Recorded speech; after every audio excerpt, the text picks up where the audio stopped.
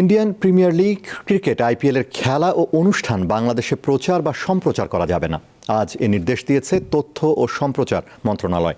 মুস্তাফিজুর রহমানকে Kolkata night Riders থেকে অযৌক্তিকভাবে বাদ দেওয়ার প্রতিক্রিয়ায় এই সিদ্ধান্ত নেওয়া হয়েছে।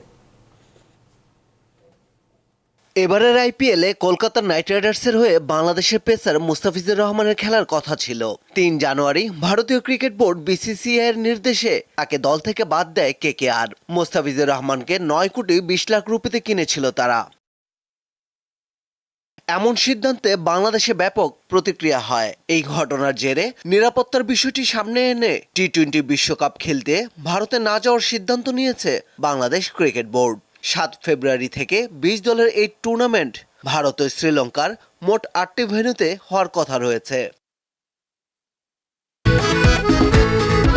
খাবারের পছন্দ ভিন্ন হলেও মজার বেলায় সবাই এক। কিন্তু এখানেই শেষ নয়। বাংলাদেশে আইপিএল সম্প্রচারের অনুমতি দেওয়া হবে কিনা এ নিয়ে অন্তর্বর্তী সরকারের সংশ্লিষ্টদের মধ্যে আলোচনা চলে। সোমবার তথ্য ও সম্প্রচার মন্ত্রণালয় এক বিজ্ঞপ্তির মাধ্যমে বাংলাদেশে আইপিএল সম্প্রচারে নিষেধাজ্ঞা দেয়। এতে বলা হয়, পরবর্তী নির্দেশ না দেওয়া পর্যন্ত এই সিদ্ধান্ত কার্যকর থাকবে। ইন্ডিয়ান প্রিমিয়ার লিগ আইপিএল নিয়ে বাংলাদেশের ক্রিকেট প্রেমীদের বেশ আগ্রহ রয়েছে। পারভেজ খোকন, দীপ্ত স্পোর্টস।